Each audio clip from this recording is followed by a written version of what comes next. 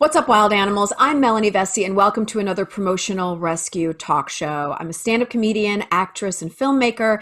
And if you want to see any of my work, my comedy special, my movies, you can do that over at melanievesey.com. But I'm also a promotions consultant with my own company called Promotional Rescue, where I teach people how to promote themselves without feeling gross. And if you want to know more about my services, who I work with, what's going on with me, you can get all that at promotionalrescue.com. Now, just to give you a heads up, I have a Promotional Rescue boot camp coming up, and it's going to be 4 Saturdays starting April 24th until May 15th. So April 24th, I'm going to be handling branding. May 1st, I'm going to be talking about online makeover, how to update your website, your social media so you look like a pro online. May 8th, social media strategy, how to share, what to share, when to share, how to do all that stuff so your social media actually works for you. And then May 15th, how to do outreach. So once all that stuff is firing on all cylinders, how do you then reach out to representation, press, getting features, growing your audience by borrowing audiences with other people that I call healthy collaboration. So you can get all of that information at promotionalrescue.com. Again, the Promotional Rescue Bootcamp coming up April 24th until May 15th. On Eventbrite, when you sign up for it, you have to sign up for them each individually. It's just the way that it has worked out. So, and it's only a $25 suggested donation. So, give what you can. Usually these workshops, I usually charge $100 for those, but I understand that during these times, people are challenged, but they financially challenged because of this fucking pandemic that we're in. However, I do feel so passionate that people need this information. So again, pay what you can, but it is a $25 suggested donation. But if you can't make those dates, all of the workshops will be recorded. So even if you sign up for it, you will be sent the video. So please sign up. Let me know if you have questions in the comments below. It's just me. I'm here. I can answer any of your questions about the Promotional Rescue Bootcamp. But on the show today, I have my pal, Dana Goldberg, stand-up comedian, amazing person who has raised millions of dollars for the causes that she's very passionate about. She has one coming up for the Human Rights Campaign, April 22nd. You can get that information at hrc.org. And you can also follow Dana at DG Comedy on all platforms. Dana, and the reason why I wanted to talk with Dana, she is so good at the way that she shares online. She's so passionate about this stuff. She is just a powerhouse. And during our talk, she explains, how she does this, how she is there to give and not necessarily to get, how she attaches, and she specifically talks about how she promotes her shows and what she does to get butts in seats. And she uses a donation component, which is so brilliant, so smart. I've talked about that before here on the show. Over on my Patreon, where we continue this conversation, she talks about how she was blocked by the former president of the United States. Definitely a juicy conversation over there. And you can watch that additional bonus material at patreon.com/Melanie Vesey. This is a fantastic conversation. Dana is a gem. Please follow, favorite, and fawn over her and everything that she does. Super funny lady. So again, enjoy this talk, you guys. Hey, Dana. Hi, lovely. Oh my God, I haven't seen you. Oh, I haven't seen you in over a year, but in person, you look amazing. First of all, I think you and Kirsten Cinema are the only two people that can pull off hair like that. And she's in the doghouse. She's on my shit list. So you get the prize. You look fantastic. Oh my God. Thank you so much. You as well. You are a sight for sore eyes. And I've been, of course, watching you online, firing off, which is why I have you here today. You, just from what I see from the outside, you seem to have such a freedom. This is my opinion. I don't know how you feel about it, which I want to hear, but you seem to have such a freedom with the way that you share online. And I totally want to know what your promotional journey has been like. Did it come easy for you, or did you find your groove? How did that all work for you? That's a good question. Before I started doing stand-up, and actually even years into my stand-up career, I was a bartender for a very long time. So I Ah, think just my, interactions with the regulars, if I interact with the regulars, I know your name, I know what you drink, my tip goes up. So I think I'm just realizing this as we're speaking. I think great. that I probably brought this into my professional world of, if I know you, if you like me, if I enjoy you and you actually like me as a person off stage, you're going to come support my career and my shows. So Yes. online with Facebook and Twitter and Instagram, people are like, oh, I have someone else do this, which is great for some people. And I hope that I'm busy enough one day that I need that. But right now I'm still at a point where I can interact with my fans and they love that. I can send messages to them. I can respond to things that they say online and they feel connected to me. So, for instance, during this last year, the pandemic, which has been hell for performers and entertainers, Yeah. my fans have kept me afloat. I'll do an online show. They'll donate to my tip jar, that sort of thing. Because a lot of us had to send up Venmo and PayPal because our income Yeah. got stripped away when the world shut down. So I think for me, I'm realizing that has always been an important part of keeping my career alive. But the other thing is I do a lot of philanthropic work, as you know. Yeah. And for me, it's the same thing as my online promotion. I want to support the people who support me. Because if I'm a dick and someone meets me off stage and they're like, oh my God, like I have met people that I've respected, Melanie, and I've loved their work. And then I met them and I'm like, I am never coming to another one of your shows. Good luck. Well, they say don't meet your idols. And Exactly.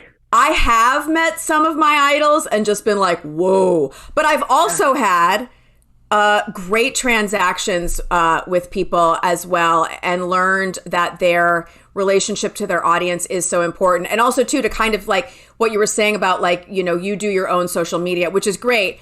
And I do run people's social media. And Right. I do know, and I can always say this to people, I know everyone always thinks that the dream is, oh, somebody else will run this at some point. And I'm always like, here's the thing. I actually don't suggest that. What I suggest is that have someone run the promotional arm of it. You know what I mean? Like, sure, here's the shows, here's the links, here's the dates. Have them run the portion of it where maybe it doesn't need to be like in your voice. But I always tell people like, please partner me in this. So I want you to make 2 or 3 posts a week and then I will just promote the shows because that can't be faked. And the people that I do where I run 100% of their social media and they're not there, I do notice that it is slightly not as engaged as it should be. And I think they can tell. I think audiences can tell when they're like, Dana didn't write that one. So it was definitely not Dana's voice. And I think that, I know for myself, and I'm sure because you do this for a living, it would be much different. I've had a hard time finding people who can post in my voice, who can write comedy for me, because I have a hard time with them finding that voice or that cadence or those sorts of things. So for me, and especially over the last year, a lot of us have, which is fucking weird because I feel like I've been busier in the pandemic than I've ever been in my life. And nothing's getting done. Same. I have people who are like, I'm so bored. I'm like, you are? I feel like I'm being pulled in a million directions. Like I'm just... and I can't escape it because it's here. This is the extra room in my house. And then I'm going to walk out this door and then that's the kitchen and then there's the living. Like I can't get away from it, Like I know. I'm like, people work from home on purpose. What is wrong with you? Yeah, it's and I also know that like I mean I'm also just like somebody who has challenges relaxing. I always am like working. My mind is always on. I'm like, I know it looks like I'm on my phone, but I'm writing down what I just said because I thought it was really fucking funny and that's a fucking premise for a joke. And I'm like, Excuse me, I'm doing this because I am about hilarious. The socks. I got to write that down. What? So always on, always working. And then we have to find the balance when, especially with social media, because it's always there for us. And everyone always comes to me like, oh, it's such a time suck. It's such a terrible thing. And I'm like, I get it. But like, it is actually such a valuable tool and an incredible tool if you know how to use it. You know what I mean? Right. Absolutely. And I have watched you on Twitter and I'm like, Dana has the balls. Like I just. It's a good thing my DMs aren't open though, Mel. I'm going to tell you right now, I would get so much hate mail from the right and from like religious fanatics. Because it's amazing that people who see me on Twitter and cannot DM me will take the time go to my Facebook, send me a private message. And I'm like, how much time do you have on your hands that it was so important that you had to hunt me down and then send a private message to be hateful? Like, that's a lot of free time that I just don't have. Yeah. Rage is a powerful drug. I mean, it is, and people need to like be heard and the lengths that they will go to. And, okay. So, and I would have to say almost like maybe like 90% of my clients, when they come to me, they're always flummoxed by Twitter. They're always just totally like, what happens over there? I don't get it. And I go through the process of like helping them kind of make friends with Twitter. But you seem to really, and now here's the thing. You're a comedian. So I'm always saying to people, if you're a writer, Twitter, you need to make friends with Twitter. That is your writing skills, your whole thing. But you really do stand up for what you believe in. You don't have, this is what I see from the outside. You don't seem to have any issue with stating how you feel. And I know that so many people are so afraid of that. So talk to me how you tapped into that and how you made peace with that. Well, that's an interesting question. I'm not always sure I have made peace with that. There's things in my life and in the world right now, whether it is anti-Asian hate, whether it's the police shooting unarmed Black people in the streets, whether it's my trans community who I love and adore so much being attacked with 100 bills across this nation that are trying to strip their rights for medical care and to live who they are in this world. So those things that enrage me so much that are bigger than me, I don't care if I get pushback. I don't care if people are upset by it. I don't care if I piss someone off. These are not black and white issues. I'm sorry. These are black and white issues. There's no middle gray here with some of them. Yes, understood. So I apologize, for the misspeak on that. Your silence is complicity. It's that's how I feel with this thing. So there are times though that I'll post something on Twitter and I'll even offend people that I consider my fans. Partly because everyone is so fucking sensitive right now. Yes. I mean, let's be honest. Everyone is behind their keyboard. Part of it's the pandemic. All of our, hackles are up on our neck. Everyone's waiting to go, what are they saying that's offensive? What are they saying that's going to offend me? And a lot of the times I will be like my comment seems to me innocent to me, but someone will take offense to it. Now, this is the thing. And this is a comedian. We're not going to make everyone happy all the time.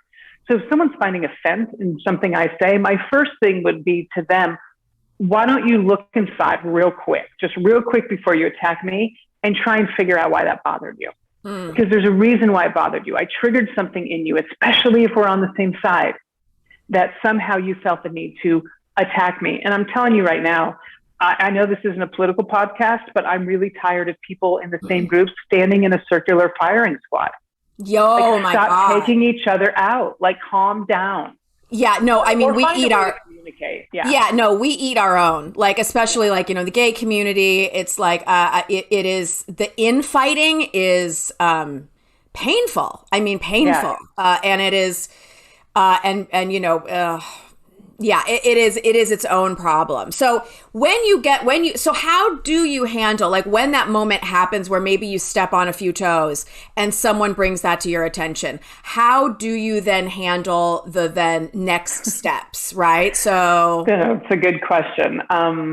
It used to bother me a lot more as a comedian that, everyone we're very sensitive people. And a lot of us, I don't want to say our skin is thin because that's such an insult to people. We're sensitive human beings. And I don't think that's a negative characteristic.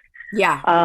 So I think I hate when people are like, you're too sensitive. And I'm like, maybe you're a dick. Like, maybe you're the one being an asshole. Maybe you should stop being, maybe I'm not being too sensitive. Maybe you just need to start being more sensitive. So ask the question again, because it's the pandemic and I have no memory. So because I have had clients that have, just not really realized it. Just there's a blind spot. They say something that is maybe just totally fine in their minds, and it's just a 100% blind spot. And then you are like, whoa, I didn't even know that was there, or that was like a thing. I didn't even see it that way. Right. And then I think that we go in. And so like, how have you dealt with maybe when you've just stepped in it? You know what I mean? You didn't Thank you for restating the question. Yeah, no, absolutely. I used to respond because my personal thing is I don't want anyone mad at me. Oh my God, I don't want anyone to misunderstand me. It's so important that a comedian. I want to be seen and heard in this world. And if I misunderstood, I'm like, no. Let me explain myself. I've gotten to the point now where I'm like, that one's on you. But it is true that I'm like, I'm not doing this argument with you. You misinterpreted that. I'm not going to sit and defend myself. And there's certain things that I think we need to consider when we're offended by someone, and that's one, context and intent and who it's coming from. I mean, if you're a trusted person in this world, I would hope that if you said something that slipped and I was like, ooh, my brain would go, yeah, but Melanie's never said anything like that. It must be an exception. But it's not. People are like right on it. So I've actually stopped. Mainly, my DMs are closed on Twitter. They're not going to be open. The only way you can send me a message is if we're following each other. Yeah. And I'm very conscious about that. Yeah. And I think that's just the best thing to do. It's the same thing as not reading YouTube comments. Like, turn the shit off, especially if you're an artist, because what will happen is you'll get 5 amazing comments and you're like, oh, they love my work. And then the 6th comment is, you suck, you're not funny. And that's the one that sticks with you for the rest of the day. Don't do it to yourself. Exactly. It's so interesting the way that our minds work. I mean, even when you're performing live and you've got, all these people that are laughing, and then you got one person with their arms crossed, and you're like, what is going on here? You know what I mean? And that's the only one we see. I think it's like it stems from being like, like a cave person. You have to seek out the issue and fix it, because if you don't seek out the issue and fix it, it might mean life or death. And I feel like in our minds, we're trying to like, what is the thing that's going to hurt us in this situation, right? So, because actually good stuff means it's fine and it doesn't need my attention. It's like, if you don't understand this part of your mind to seek out what the negative is or the issue in the room, and that you need to tackle that. But as an artist, it is incredibly challenging, because yes, you aren't going to make everyone happy. You just might not be their brand. They might be they might have gotten dragged to a comedy show and they're having a fucking shit night. You know what I mean? They might be, like, who knows what's going on with them? You know what I mean? And so we do need to come from a place of compassion, because I also know too that, and talking with so many great people on the show, that like Margaret Cho was talking about how, people would come for her online. You know what I mean? And she had this amazing kind of like group of people that were kind of these online sleuth people. And that when someone would come for her, they would then send her all the person's information. And she would find out that they worked at a smoke shop in Indiana. She was like, oh my God, like, who cares? Like, who cares what that guy or girl thinks about me? Like, clearly, no judgment on their life, but it's like, where are they? Like, is that who I need to listen to in that moment? Is that the person? Right. You know what I mean? So it's kind of like, how do we be in this world? And especially now, because everything is just dialed up. You know what I mean? It's just on 11. You're online. The other thing that's happened that I've realized is that base that I've built, like social media, especially Facebook, even Twitter, whatever. If I say something and there's a troll, then it's just coming to cause problems. And they make a comment, Melanie, I can sit back and my fans do this and attack them. And I sometimes have to be like, whoa, hold on. But a lot of the time, I don't even have to handle it anymore. It's almost like I have my own PR team that's probably going to start a fire, but they come in and take care of it for me. That is amazing. And thank God, you know what I mean? And I know that for myself, whenever, someone wants to like kind of, fire off in the comments, and I may address it 1 or 2 times, but I kind of have like a line where I'm just totally like, oh, I don't need to explain a subway system to a cat. Like, you don't get it. You're not going to get it. And if I have to explain that being kind to people or, shooting children is not a good thing, then we're not on the fucking same page here. You know what I mean? Right. Like, we're not. Yeah, at this point, it's not a political divide. It's a moral issue. Like, we don't have the same morals. I don't even fucking get it. Like, it is. And I feel like what's happened too is that, like, during the past 4 years, so many people have felt so emboldened to kind of like speak their truth. And I'm like, I don't know, man. You know what I mean? Like, this is pretty kooky. So talk to me also too, when it comes to like, you you perform all over the place. I mean, you perform, in person all over the place, and you are asked usually probably to promote, right? People give you assets, 100%.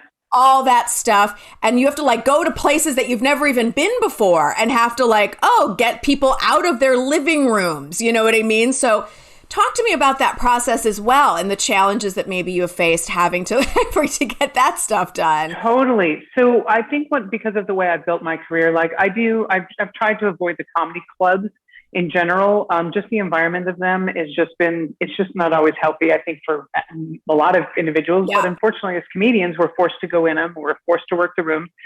I've chosen to go a little bit of a different way where I will rent a black box theater or a small theater and produce my own shows. I think a lot of the times women in comedy, because just it's set up, we're 4-to-1 on men on a bill. Yes. There's going to be 4 guys to 1 girl, and they sometimes just put her on there just so they have a female face on the poster.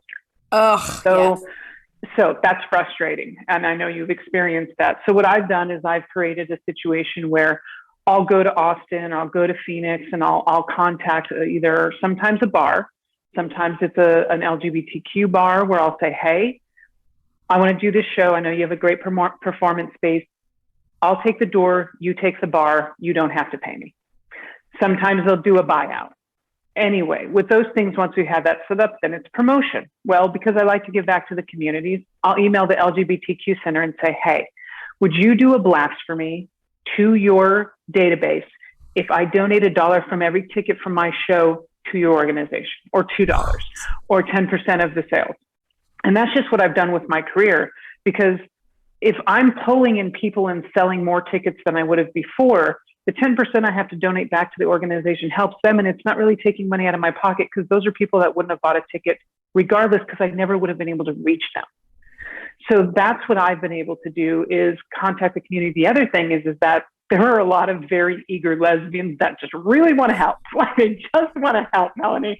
So, I'll make a post and I'll get an email from someone, or meetups. Meetups are really good. If you're a comedian and there are meetups online or there are Facebook groups, go to the administrator of the group, say, can I make a post to your 30,000 people? I'll give you 2 tickets to the show. I've never had anyone say no. So that is also a good way to do it, because those 2 tickets, the revenue from those tickets are going to be very much worth the 30 tickets that sell, because this person said, absolutely, put it on the page. Because a lot of the times, if you post on places like Facebook and you just belong to the group, just because of the algorithm, not many people see it, or it doesn't go public. But if the administrator does it of the page, that reaches a lot more people see it. So those are some of the tricks of the trade, but mainly it's offer to give back to the community. Because if you do that, they're much more likely to help you promote. Oh my God, 2 nuggets. I hope everybody's writing this down. I can't. This has come up a few times on this show, and I always suggest to people to have like a donation component to your promotion, right? And this is also the challenging thing too, which is that we're having to promote with, in the past 4 years, the kind of news cycle that we have had, where it seems wildly inappropriate to be like, hey, want to come laugh at Snooki's Friday? You know what I mean? You're like, what? There's like people dying, Melanie. You know what I mean? And you're like, I know, sometimes I like to think about it as like double Dutch, like, how about today? How about today? Can I is today okay? Today, is there any history happening today that I'm not competing with? You know what I mean? Like, yeah. But yet we need to eat. We need to eat. We also deserve to have our own careers. But it's like, it just seems like it is always shitty timing to talk about ourselves. So when I see this kind of, so adding a like a donation component to it is like, hey, I understand this, but like maybe this will help you, feel better this week, whatever. And I'm giving a proportion of it to this cause, this exact cause that's going on right now, to whatever it is that's on topic. And I'm going to be donating a portion of that to this. And it helps people feel good about engaging. Totally. It really, and people are they're often more generous. And I'm sorry to speak over you. I didn't mean to do that. But they are. So I did an online show for New Year's Eve, because I happened to be home for New Year's Eve this year. There was a lot of people that were home. We're stuck in a pandemic. They, if they were being responsible and doing what we should have, because numbers were incredibly high at that time, you were home. So I was like, all right, I'll do an online show. Now, my online shows are free, because what I've decided is that I'm going to have a tip jar instead. And a lot of the times instead of paying, let's say, $10 for a ticket where you can have 5 people in the room. If you're doing an online show, they throw $20 in the tip jar. Now, for New Year's Eve, I was donating a portion of the proceeds to World Central Kitchen because in the pandemic, people are they're food insecure everywhere. There's people that just cannot eat. There are lines in Texas miles long of food pantries. And so with those tips, when someone may have donated, tip me 10, then they tip me 20 because they know that part of the proceeds are going to go to that. So I was able to donate $1,500 to World Central Kitchen after a show. Love and it makes me feel good, and then I can pay my rent. So I think that component is huge. If you're an artist out there and you have that philanthropic, heart, don't think that what comes out of your pocket is necessarily going to hurt you, because I promise you in the long run, it's going to be made up for with people's generosity. And also, too, people see that and they see you as, and just in the same way that you were talking about, your experience of being this bartender and connecting with people. And this truly is, it's called public relations, but it's like relating to a public, right? You know what I mean? It's like, how do we connect with those people? And in the same way, when we're on stage with a microphone and we connect with people, it's like, how can we then connect also too with them online? And having that component is it just because when people see our stuff, we want them to feel good in their guts. We literally want them to feel good in their own body. You know what I mean? And it's like, oh, I see this person as a friend, and they might have to see you and what you're doing 20 times before they decide that they're like, I think this person, I feel good with this person, right? Which means totally. You not only have to do it once, you have to do it a million times. You have to keep being who you are and continuing to do this, rinse and repeat. You can't just do this one time. So how have you, you've been doing this a long time, and how do you keep going? You know what I mean? I'm sure there's ups and downs, and you're just like, why am I even? What the hell with this? You know what I mean? Like, how do you dig deep and find the strength to keep going, or to hop online, or to keep on doing this stuff for yourself? Well, I'll tell you what, Mel, before the pandemic happened, I was at a point in 2019, I flew 175,000 domestic airline miles. I was sick all the time. I was gone every weekend.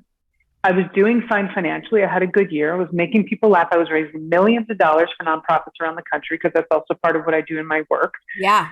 And then when the country shut down, I remember before that, and I know we both believe in manifesting and those sorts of energies. And I was like, God, I just want some time off. and then the pandemic happened, and I was like, that's not what I meant. Too much, too far. Yeah. And so during that time, I realized, even at the times where I'm tired and I don't want to do this anymore, when it got taken away from me, and that gap and that void was inside of me as an entertainer, there will never be another time where I'll question, is this really what I want to be doing? Does it really bring me that much joy? Sometimes no. In the whole scheme of things, it is a part of my being. And when that was stripped away, I was like, wait, who am I without that?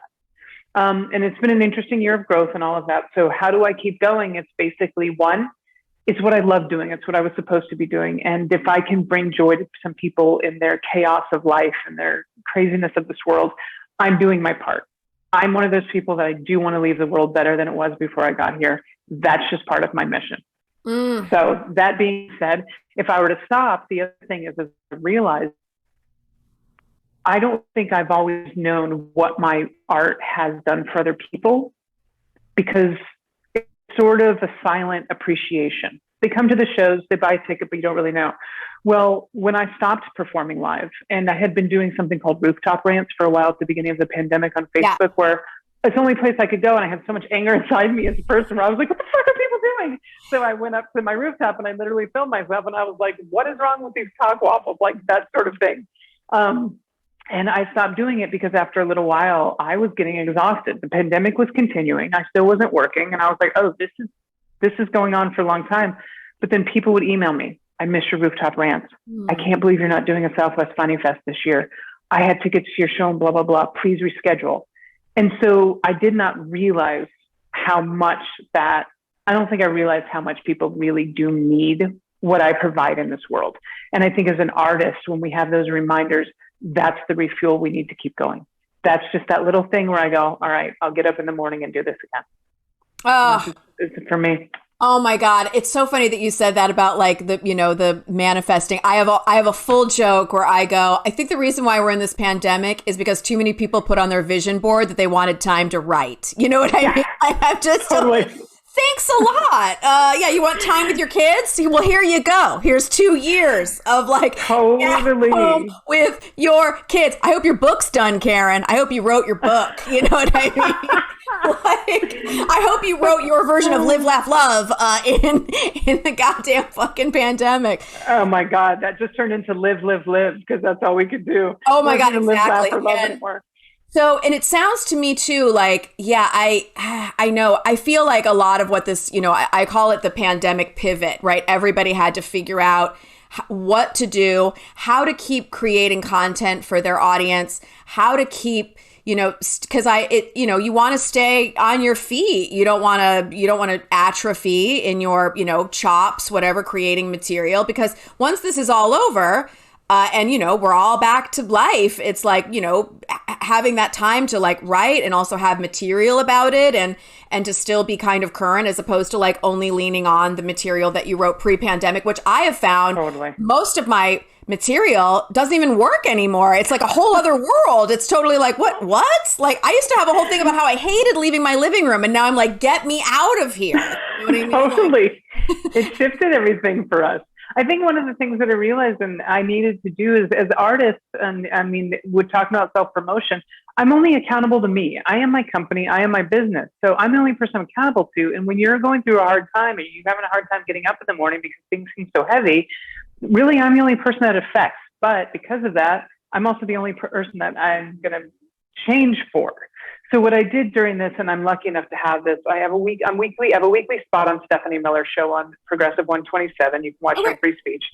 And I'm also the co-host of the Daily Beans podcast. Now that started with another host, but when I signed on to it, they count on me every Thursday. At least I have that to look forward to.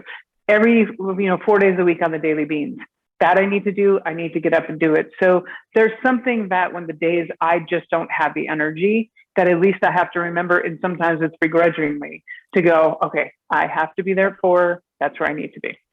Yeah. Because as artists, we just, it's self-motivation. So much. Oh yeah, no, I found that I had to put together a show and make me accountable to be somewhere, because otherwise, I mean, because I also, just deal with like some real nice depression, you know what I mean? Like, don't be fooled by the hair and makeup, people. You know what I mean? Like, if this isn't like trauma, I don't know what this is. You know what I mean? Like if this doesn't, I do.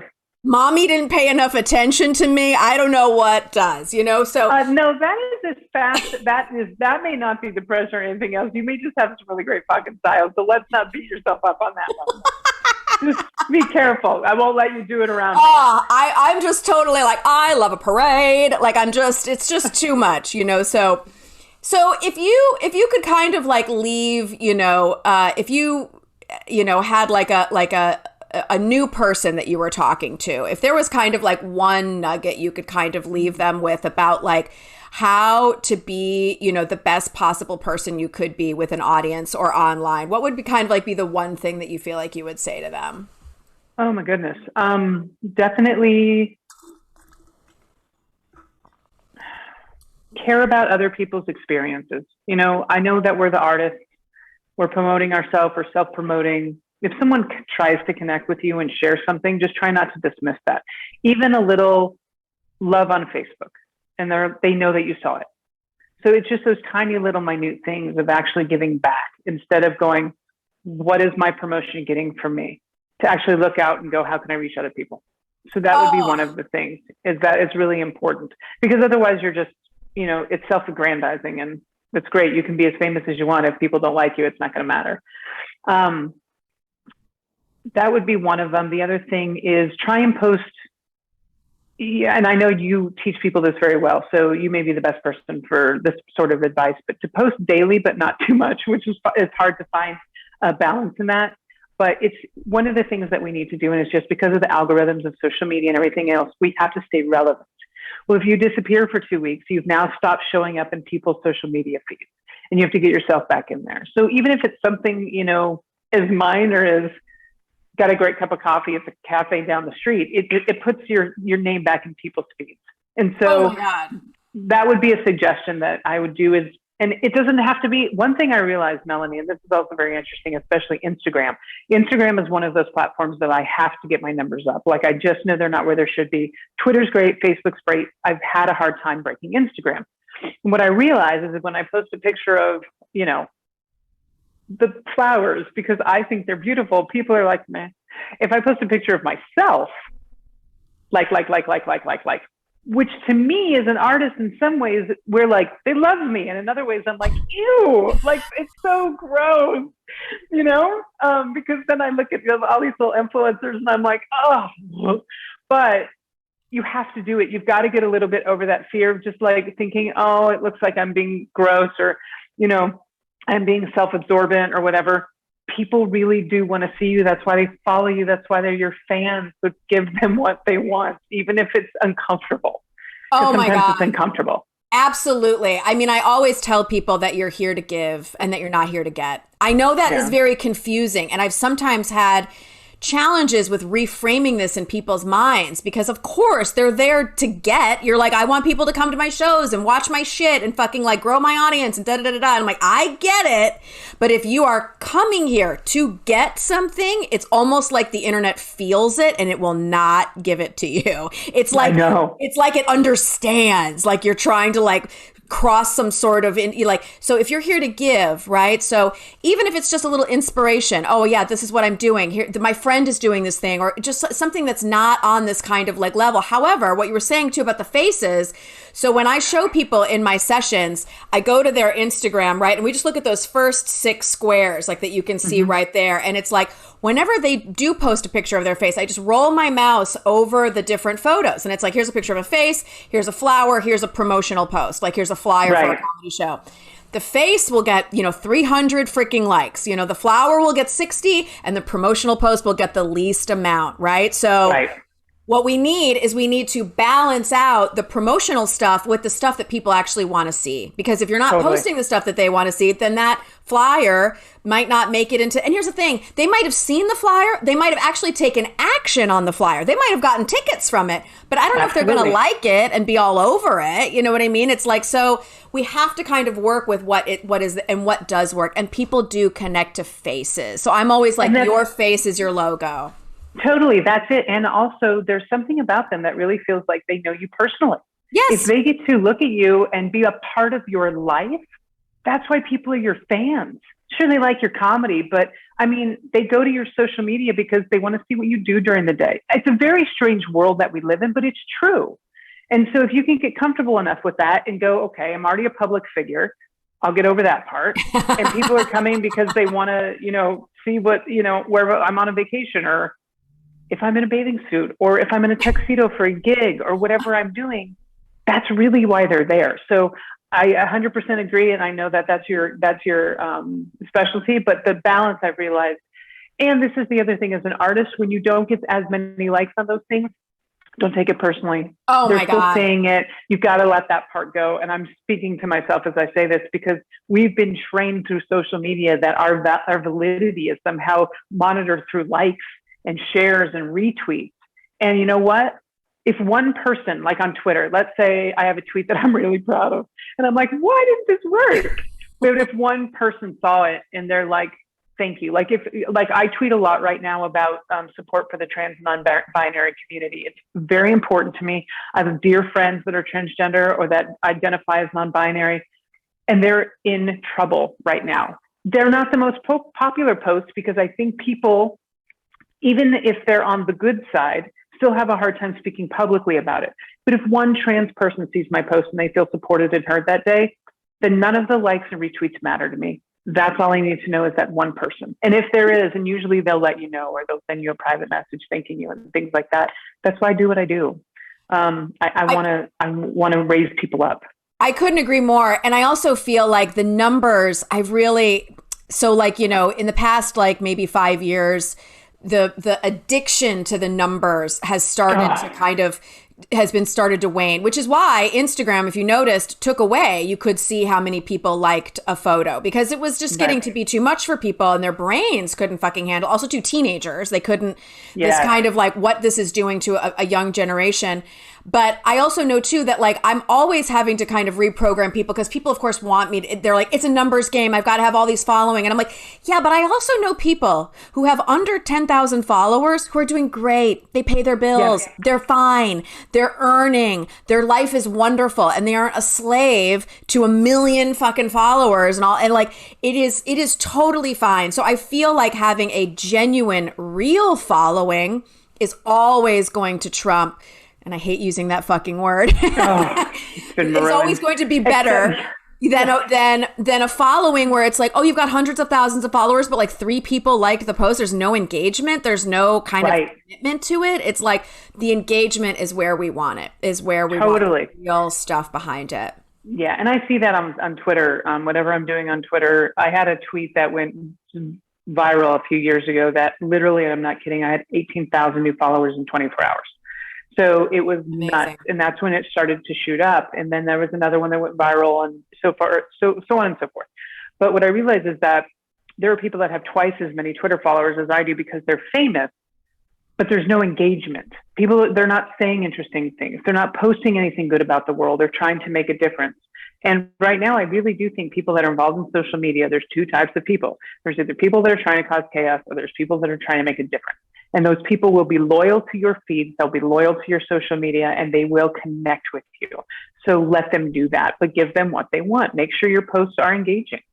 Yes, yes. And I always tell people that, like, you know, it's 80% content and 20% promotion. Like, you actually, because some people are like, oh my God, I got to be promoting all the time. And I'm like, oh no. Like, so the things that you can do that are, you know, even though I have a show about promotion, I'm like, slow down. You know what I mean? Like, so, because the behind the scenes, the day in the life, like, oh, look, I'm doing a podcast today or whatever it is, like they get kind of that view in, and it's like, you can still talk about what you're doing, but it doesn't feel bad. And then also too, it's a window into what you do. And I know that we feel like everyone we know is in the biz. I mean, seriously, our dog walker, our cleaning lady, our like whatever, like everyone in our life is somehow working towards, you know, following their dreams. But there are people that don't understand this or even see this. You know what I mean? It's like, okay, yes.